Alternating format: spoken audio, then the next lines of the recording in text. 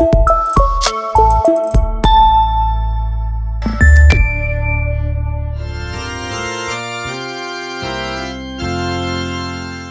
mofinaina isan'andro atolotry ny mpitandrina rakotina valina maoly.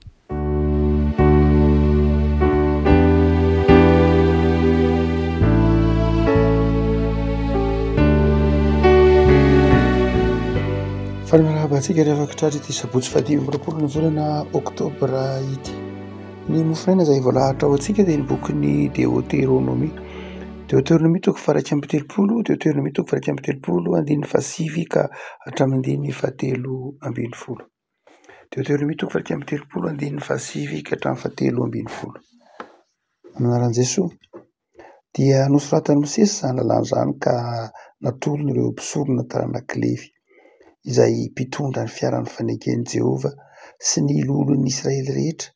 Dia nandidy azy Mosesy ka nanao hoe isa-pito taona dia amin'ny taom-panafahana amin'ny andro firavoravona fitoerana amin'ny trano ratsan-kazo ka avy iseho eo anatrehan'i Jehovahandriamanitra eo amin'ny tany izay hovidian'ny Israely rehetra dia aoka ho vakinao eo anatrehan'ny Israely rehetra ny tenin'ity lalàna ity iainony azy. Vireo ny vahoaka rehetra na lehilahy na vehivavy na ankizy madinika na ny vahiny ao an-tanànanao ienony sy ianarany ka atahorany amin'ny Jehovahandriamanitra sy hitandremany hanaraka ny teny rehetra amin'ity lalàna ity. Ary ny zanany koa izay tsy nahalala dia andre ka hianatra tahotra ny Jehovahandriamanitra reo amin'ny andro rehetra iainanareo ao amin'ny tany izay efa hidiranareo olivana rehefa tafita any Jordanina ianareo. Ray masino, manamasinana amin'ny fahamarinana ny teninao no ho fahamarinana. Amen. Ravana afatrafatra nataon'i Mosesy na anatranatra farany nataon'i Mosesy tamin'ny Israely sy ireo mpisorona ary Josoa ity afatra ity. Afatra izay fanantitraterana ny hoe ny vanim-potoana izay atrehin'i Mosesy any dia sy ny zanak'Israely dia vanim-potoana sarobidy ahatsiarovany fa io Andriamanitra izay tompony io dia Andriamanitra izay mahita ny ataony isan'andro. Ary Andriamanitra izay topoina amin'ny alalan'ny fanajana ny lalàna, amin'ny fanajana ny sitrapony, topoina amin'ny alalan'ny fitiavana sy ny fahatahorana. Raha toa ka mijery ilay andininy vitsivitsy isika, ny andininy fahasivy ka hatramin'ny fahatelo ambin'ny folo dia manantitrantitra ny mahazava-dehibe ny fetin'ny trano ratsan-kazo, ny taom-panafahana ary ny famakina ny didy ny lalàna ho an'ny taranaka amin'ny fandimby eto Mosesy mandrindra izany vanim-potoana lehibe izany. Ravako zava-dehibe ny ahatsapahantsika fa ny vavaka ataontsika ny izay ataontsika amin'ny ara-panahy dia tsy hoe ataontsika ho an'ny fiainantsika ihany fa ataontsika koa ho an'ny taranak'tsika. Ary izay no mahatonga ny teny tsotra masina ity manao hoe antsoiny za eo anatrehan'ny taranaka virio ny vahoaka rehetra na ny lehilahy na ny vehivavy, ny ankizy madinika, ny vahiny sy ny sisa rehetra. Izany hoe itsika ravaka malala mivavaka tsy ho an'ny ankehitrinintsika ihany fa mivavaka koa ho an'ny taranaka aorianantsika.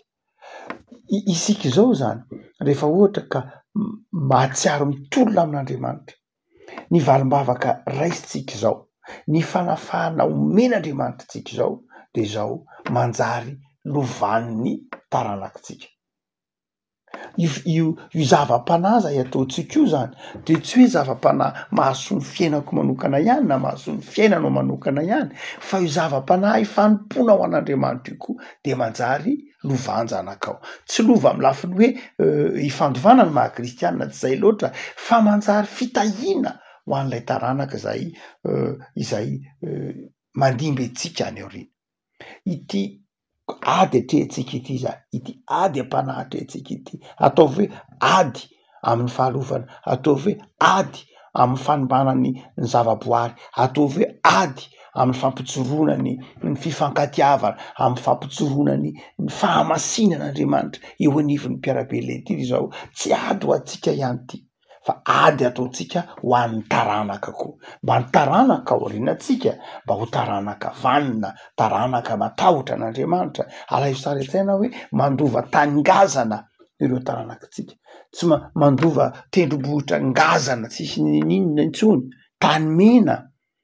Ataovy hoe mandova sanatr'in'izany mandova firenena simba, ataovy hoe mety ho fiangonana koa aza, mety ho fiangonana sanatr'in'izany tahak'izay mitranga any Eropa, fiangonana zay efa ilaozan'ny olona.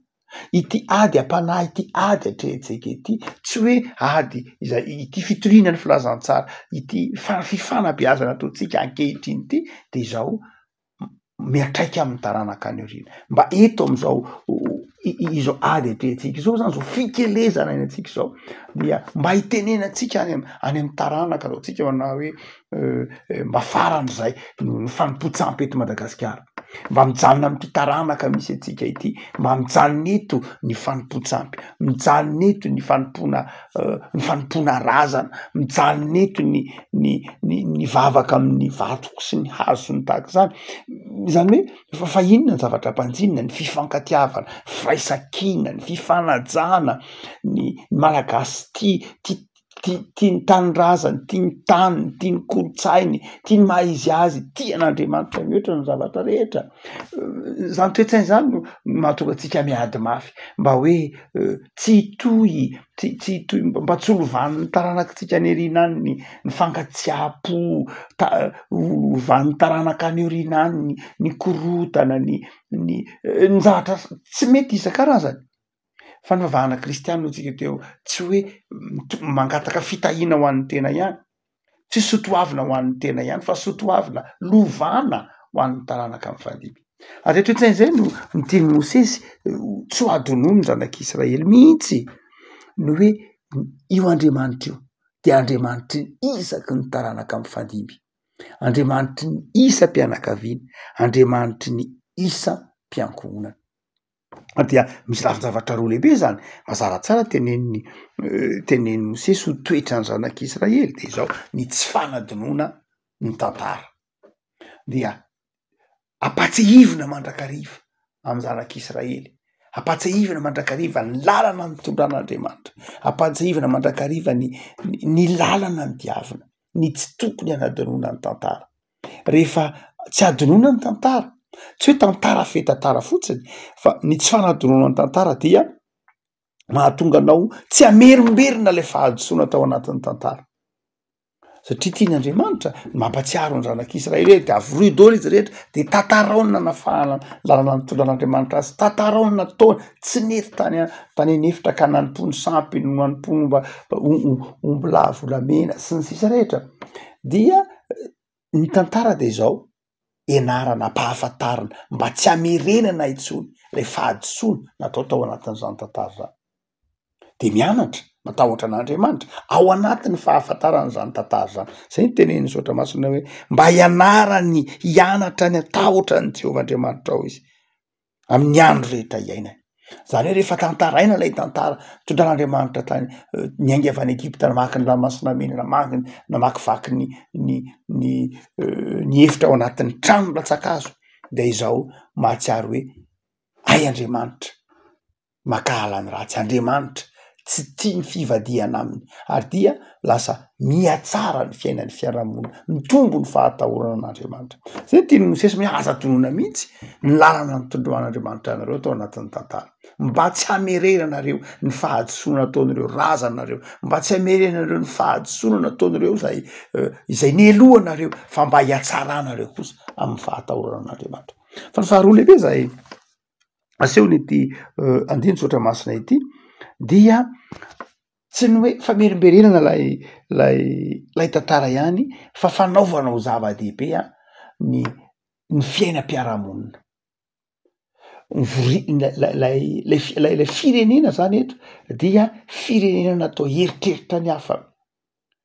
Ny didy folo rehetra dia azo lazaina hoe didy folo mitsinjo ny fiarahamonina.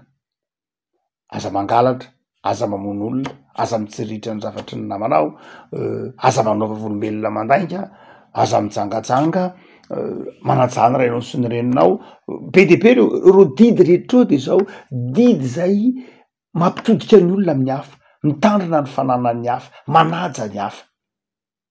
Ary izay toetsainy zay tiany tompo ho ao an-tsaintsika manao hoe raha mitanisa ety zany Mosesy dia mitanisa manao hoe zava-dehibe ny hafa, zava-dehibe ny mpiarabelona, zava-dehibe ny olona miara-monina aminao. Tsy hoe ajao ihany ny fananany, tsy hoe tsarovonao ny didin'Andriamanitra, fa tsarovo ny didin'Andriamanitra izay sarobidy eo anatrenao, didin'Andriamanitra izay mahatonga anao matahotra n'Andriamanitra sy mahatonga anao koa manaja ny hafa sy ny maizy azy ny hafa.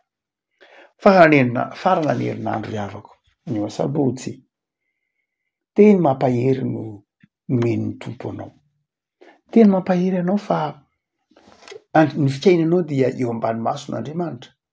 Ary raha manome antsika lalàna sy didy folo sy ny sitrapony Andriamanitra dia satria tiany isika, tiany tsy hanadinoantsika ny fitiavany, tiany tsy hanadinoantsika ny lalana zay nitondrany atsika. Noho zany dia manafatra antsika ty andinitsy ohatra masiny telo zao farany herinandro zao, ataovy zava-dehibe ny fahatahorana an'Andriamanitra. Matahorana Andriamanitra, fa ny fahatahoranao an'Andriamanitra dia lova sarobidy koa avelanao an'ny taranakao. Tsy hoe arena be zay ihany no lovan'ny taranakao aminao, fa toetra soa isotoavina izay maha-kristianina antsika io, isotoavina mahampino antsika io, isotoavina izay omen'Andriamanitra antsika iainantsika amin'ny fanajana ny didy folo fanajana ny tenin'Andriamanitra io dia zao manjary toetra lovan'ireo zanantsika any aoriana, lovan'ireo taranakitsika any aoriana. Fa tsy ny hoe ny tany, ny trano, ny fotodrafitrasa, tsy reny ihany no lovantsika no avelantsika manjanantsika mazava ho azy, mety ho ilaina izy reny, fa tsisy heviny izy reny raha tsy manana lay toetra tsara, lay toe-panahy zay avelantsika olovany ao anatin'ny fiarahamonina.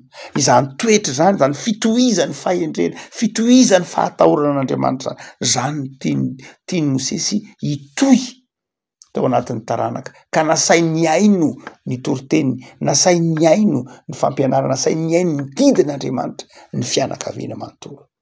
Hoy manao hoe tiantsika Andriamanitra, tiantsika dia manoro ny lalana antsika izy, tiantsika dia mampianatra antsika izy, fa io fikelezana nataontsika io tsy ho antsika ihany fa ho an'ny taranaka any aoriana.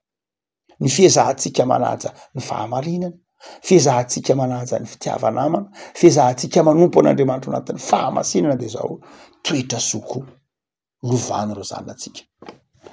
Vavaksika, tompo misaotra anao zahay fa matoky anao, ary Andriamanitra nisa mpianakaviana ianao ka mampianatra anay hatahotra anao Andriamanitra, hanaja anao Andriamanitra, dia mitoera tompo aty anatinay mandrakariva. Ta io ny isan'andronay, ta io ny fanoratenanay ho mendrika sy tsara mandrakariva eo ambany fahasoavanao. Misaotra ny amin'izay nomenao anay tamin'ity herinandro mifaranay ity, misaotra noho ny fitahiana, misaotra noho ny natolotrao anay dia mivavak'izay tompo an'ny tanindrazanay, ta io ny tanindrazanay, ta io zay malagasy ny mpiray tanindrazana, ampanaviro anay ny fifankalana, ny korontana, fa aoka anjaka kosa tompo ny fifandeferana, ny fifanajana, ary esory ny toe-po tsy mifanaja, tsy mifandefitra, ny fitiavatena dia esory reny. Fa mitoera ty anatiny kosa tompo ny fo mijoro ho mpanomponao, dia mivavaka ho an'ny fiangonanao zahay, ny fiangonana kristianina rehetra eto Madagasikara, trotronay am-bavaka mba ho tonga fanasina sy fahazavana hatrany, hitondra fiadahana sy fifaliana ary fitahiana ho an'ny firenenay.